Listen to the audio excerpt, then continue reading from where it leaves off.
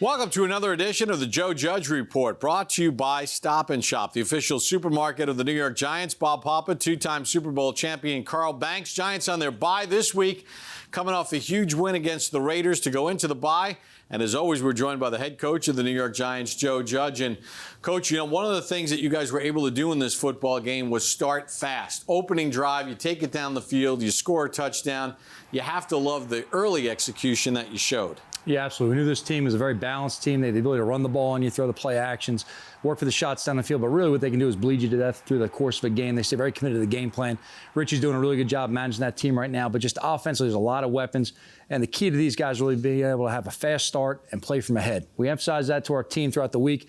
Had a good plan going in. We knew early in the game we had some expectation of what they were going to play. We were able to take advantage of it. And really, this is a play that showed up in practice numerous times this week. And the execution really mirrors what we saw on the practice field right here. So take on through right here. It's a second down situation. Really, what we're looking at this point right here is field position-wise. Daniel knows within a second down situation on a 30-yard line, we're already chalking that up as points right there with Graham getting ready to go out there. So he's thinking, all right, take the profit. If we have a chance for a shot, get it down the field. But ultimately, we can't lose field position right here, and we got to make sure that we secure the score at all costs. So just watching the play develop right here, and we've already ran the ball successfully in this first drive and set up the opportunity off the run action pass. And you just watch right here in terms of the development of it right here, off the fake right there, and you really just see the second level getting committed, and you see the commitment right there of the defense line really pressing to stop the run. Now on the back end right here, you see these guys playing hi-hat, and they're playing for the pass.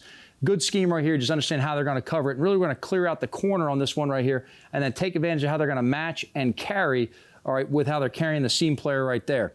So it's a good job right here of watching the end result and talking through more specifics on the back end, all right, of watching Daniel take advantage of the space to throw, all right, stepping up right here, giving a good, accurate ball down the field, and then watching Evan just go up there and take it in a one-on-one matchup right there. And that's what we talked to our guys. It's going to be tight, contested catches throughout the game. We had to go up there and make some plays.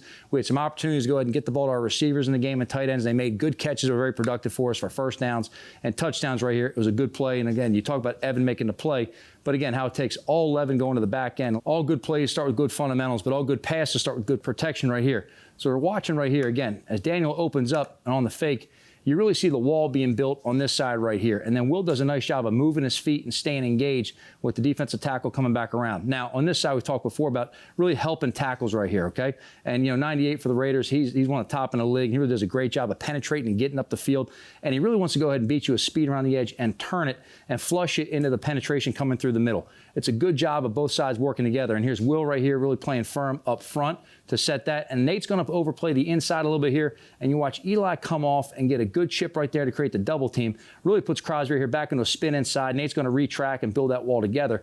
But it still saves room right here for Daniel to step up, give a good, accurate throw. And then we'll look at his other options besides Evan down the field, but why he chose that one right there. And again, as you let the play progress here, you see the chip right there by Eli. And again, if you redirect him, you take his feet off the ground, that's a good chip. You see Will right here moving his feet and staying engaged. You see on the other end right there, we've got help right here. It's that jumbo formation. We use the bigger tight end right there, Corey Cunningham, as kind of the exo tight end. He's locked up one-on-one on the other edge, pressure right there. And you just see inside a lot of space. Can you just go back just a little bit there? Where Daniel's head is, he's not even looking at the receiver here. And this is pretty far into the play, wouldn't you say? In holding the defenders? Absolutely. And a big part of this going down the field was we didn't want to let this deep safety come over right here and be a factor down the field. And that's why the post kind of cleared it to hold it. But when you watch Daniel right here, and that's a good point of too, when you see him right here, again, he's confirming what the safeties are doing. You can see the red stripe on his helmet looking down the field. He's not staring at Evan all the way out there. He's letting that part of the pattern clear and bringing the folks of the defense back towards the middle of the field. And then when he comes off right there after holding the middle of the field safety, now he knows he can throw a thing down the field, and it's truly a one-on-one. So it's match zone, but it plays just like man as far as we're concerned. It's really a one-on-one matchup. And again, going back to the protection right here, he's got room to step on up, and you really get a good look right here from the back end, of Evan just going up right here, and it's just one-on-one as far as taking the ball away from the defender right there and then carrying in the end zone to finish the play right there. Just a nice play. That's a play that came up a lot of times in practice last week, really just like that. And then we saw how it developed on a play in the game. All right, that's a look at the Giants starting fast, jumping out to a 7-0 lead. When we come back on the program, we're going to take a look at some key defensive plays here on the Joe Judge Report, presented by Stop & Shop.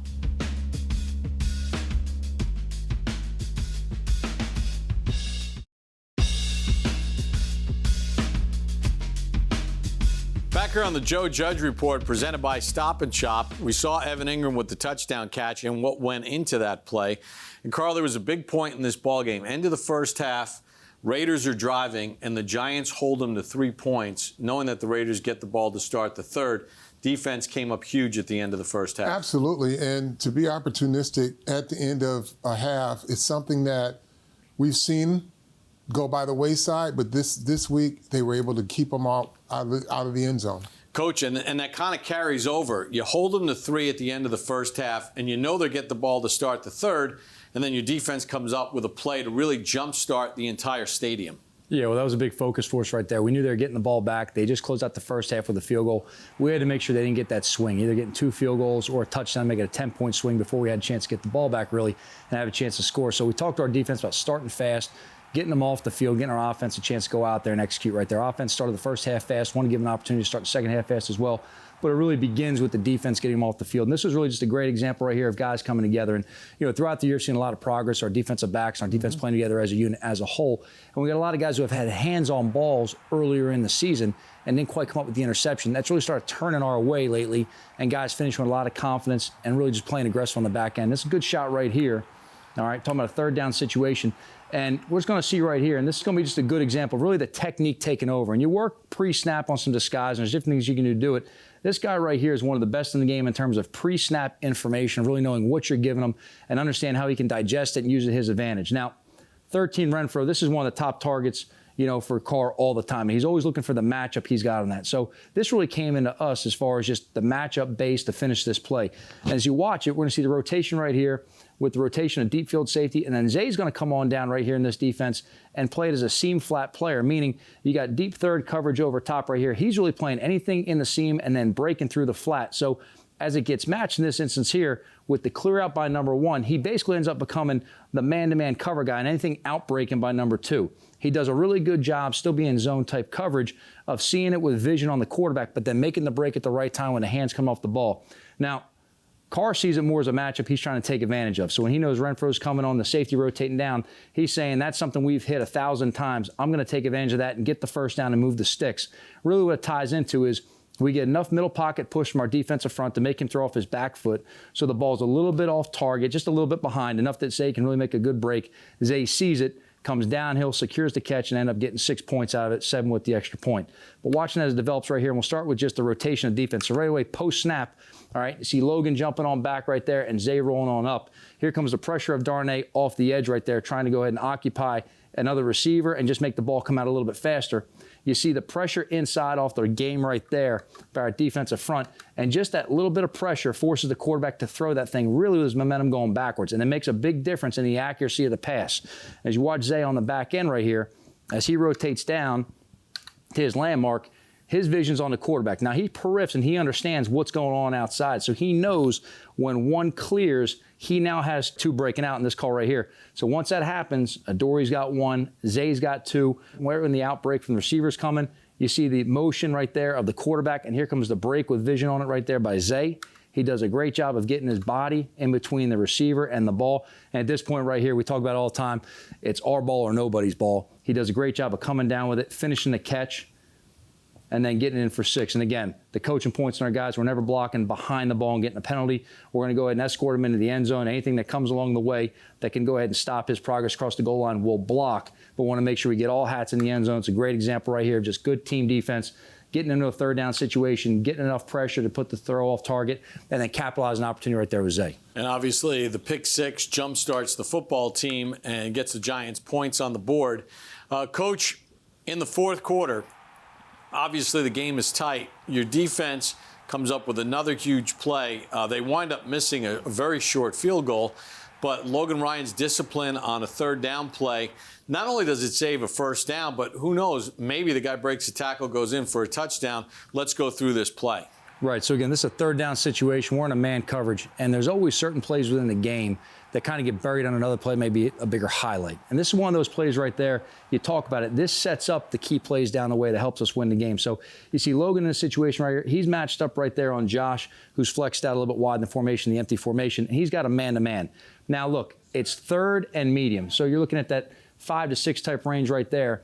And what they're going to try to do is create the mesh route right here for Jacobs and get a catch and run. They can turn it up the field and get a quick first down and maybe turn it into a touchdown right here. But the first down is our primary focus. So you see our guys across the board, we're really pressed up more aggressively and tight across the board to deny those quick access, easy throws. Now we've got to play on levels as well so we don't run into each other, all right, on some kind of a mesh route there.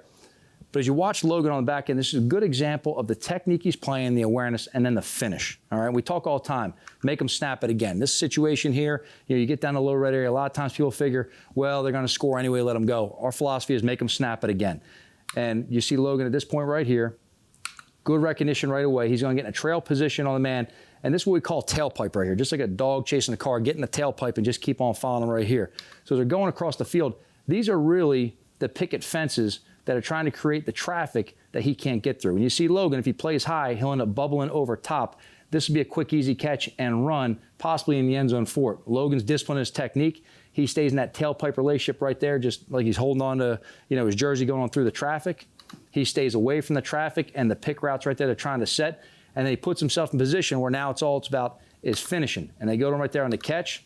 He does a good job right here being in position. Now, Jacobs does a really good job of making a tight turn and give himself a chance to get vertical. And Logan actually goes a little bit high over top, but it's just a great job right here of getting his feet back under him, retracing, and then finishing right there to force a fourth down. So again, one of those plays that goes unnoticed sometimes at a naked eye. This is what leads to the field goal in the next play. So number one eliminates the touchdown.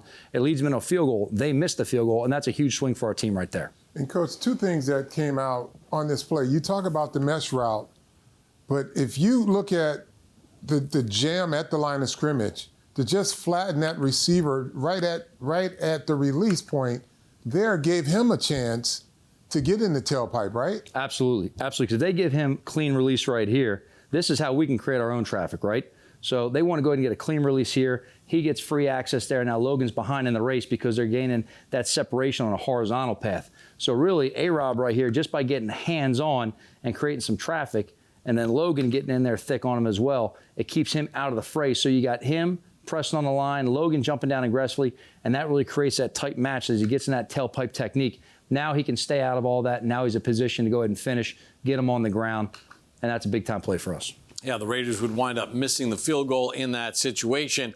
Another defensive play still to come, including the one that sealed the game.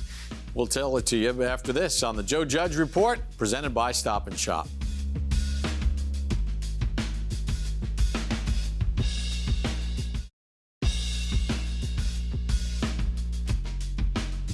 We're back here on the Joe Judge Report, presented by Stop and Shop. All right, the Giants are clinging to a lead, Carl, late in the game, and once again the defense comes up with a big play. Quincy Roche, who the Giants picked up off waivers. He was a draft pick of the Pittsburgh Steelers earlier this year, and Coach, we're starting to get a little more burn out of Roche the last couple of weeks, and then he comes up and he sort of justifies that extra playing time. Yeah, we had a lot of young guys coming on right now making good plays for us. Q's been doing a good job.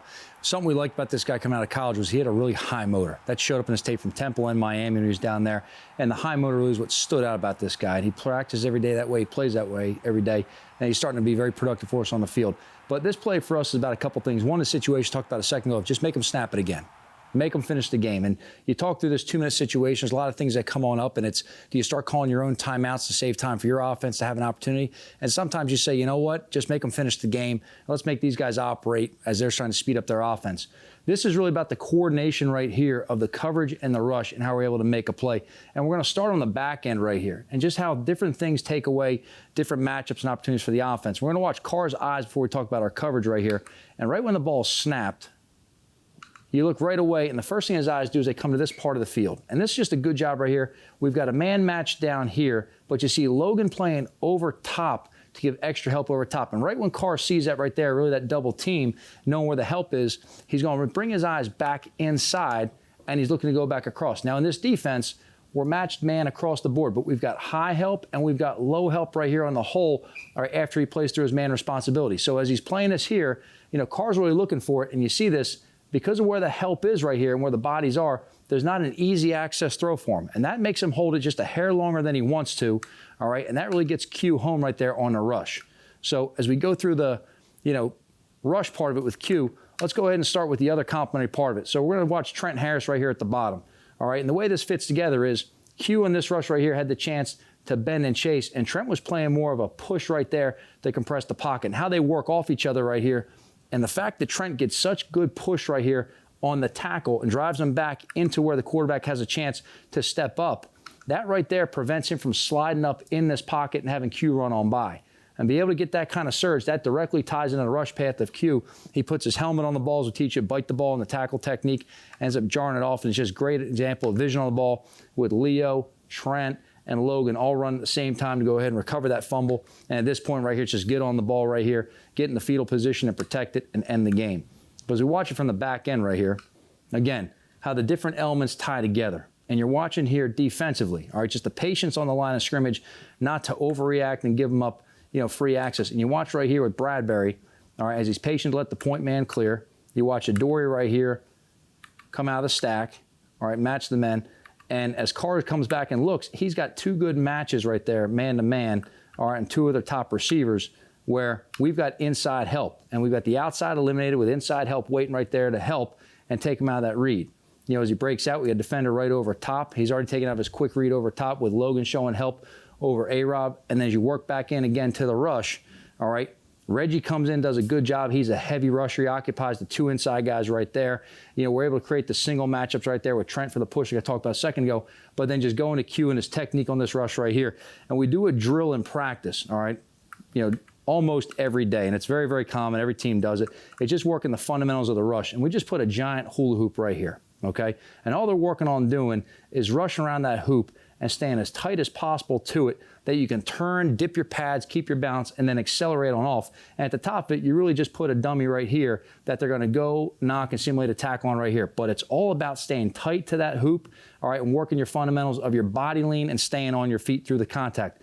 And that exact fundamental drill is really what you see Q do right here as he pursues on his chase rush and gets under with real good body lean, puts the Raiders in a position where it's going to be a holding call either way if we don't get the sack, gets good lean and dip, and then just is able to accelerate and drive on through and get the hit on Carr to jar that thing on loose. And again, before he gets to the hoop, the other element is using his hands. So his hands and his feet have to work independent, that he doesn't want to stop his momentum with these because he has to use these. So as he presses on up it, setting up, you see the feet moving. It's a good job right there with the overarm swipe right there and pinning down the tackle's arms, and then dipping underneath, put him in a hook position.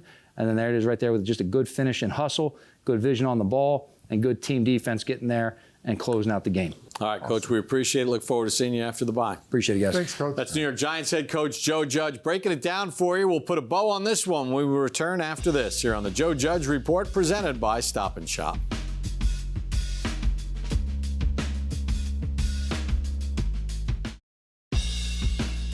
Hey, Giants fans, check out the Eli Manning Show presented by Dunkin'. All you have to do is subscribe to the Giants YouTube channel to catch the latest episodes and all of our Eli extras. As we welcome you back to the Joe Judge Report presented by Stop and Shop. Carl, as the Giants head into their bye, they've got 8 games. There's a lot of season left for this football team. Based on what we've seen out of the last 3 weeks against Carolina and then against high-powered offenses like Patrick Mahomes and the Chiefs and Derek Carr and the Raiders, there's a lot of encouraging signs defensively that this team is getting better. Encouraging, yes. But I say it all the time. It's a week-to-week proposition in this league. Just stack them one at a time. For fans, you can look ahead, right? But for Giants, they're just starting to do some things well, and I'm sure they see the possibilities and the results of when they do things right. So it's a week-to-week proposition. Come back ready to play after the bye, and then worry about the next game. Yeah, and let's face it, the Giants played the Buccaneers really tough last year at MetLife Stadium. Don't think that Tom Brady has forgotten about that, and this time the game's in Tampa. Yeah. On the other side of the ball, Carl, look, offensively, they're still not scoring a lot of points, but I think if they get some of these injured guys back, including the left tackle Andrew Thomas, it's going to help this football team because even though he only had 2 catches in the win against the Raiders, it feels like Golladay brings an added spice to this offense. Well, he does. And here's the thing about getting healthy and scoring points. You just need one more point than your opponent. But you know you can create some matchup problems when you have your skilled players back. So I wouldn't be so caught up into how many points they score, but just enough to win in that you can create the matchups at the right moments in the game. Yeah, and this team has 8 games, which is normally half the season. Now in a 17-game schedule, obviously it's a little bit past the halfway point, but they haven't really written their complete story of 2021 yet. No, they haven't. And that's the thing about it, Bob. Like, there's football to play, and guys can still improve on their personal performances and their overall team performances. All right, we'll be back next week as we're getting you ready for the Giants and the Tampa Bay Buccaneers Monday night, November the 22nd in Tampa. So for Carl Banks, Coach Judge, and our entire crew, I'm Bob Papa. Thanks for joining us for this edition of the Joe Judge Report, presented by Stop and Shop.